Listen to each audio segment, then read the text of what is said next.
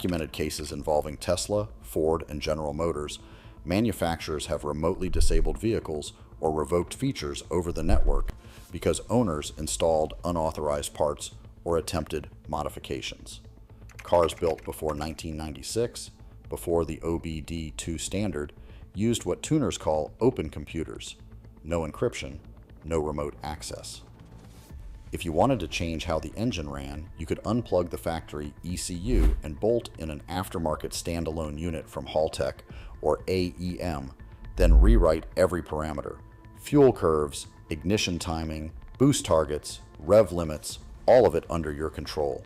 That's why an old Nissan 240SX or an early Mazda RX-7 has become what builders call a blank canvas. You actually own the hardware, in a way that's becoming impossible with anything built after 2010. Number 5. The limp mode extortion. There is a feature in your modern car the dealership does not put in the brochure. It is called limp mode. If you have never experienced it, give it time.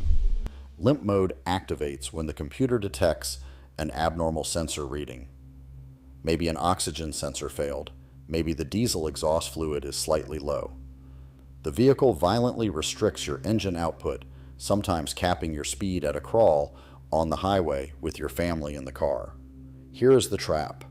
The dealership can weaponize a $30 sensor failure, holding your car in limp mode until you pay hundreds in diagnostic fees, and sometimes thousands more, for overcomplicated software recalibrations. The proprietary equipment to talk to the car only exists at authorized service centers. The car is yours. You paid for it, and it has decided to hold itself hostage. A 1990s vehicle physically cannot do this. If an oxygen sensor fails on a 1996 Honda Accord, the engine runs slightly rich, you notice your gas mileage drop, and the car keeps going. It gets you home. It gets your wife to the hospital. The engineers who designed the car never imagined locking the owner out of their own vehicle. This is the real reason 1990s parts are selling for thousands right now. It is a rebellion against the idea that a car should actively work against the person who paid for it.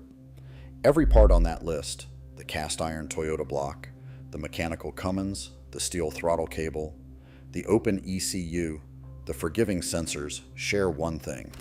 They were built during a window when engineers were allowed to make machines that worked instead of machines that obeyed. That window closed around 2003. If this hit home, you know what to do.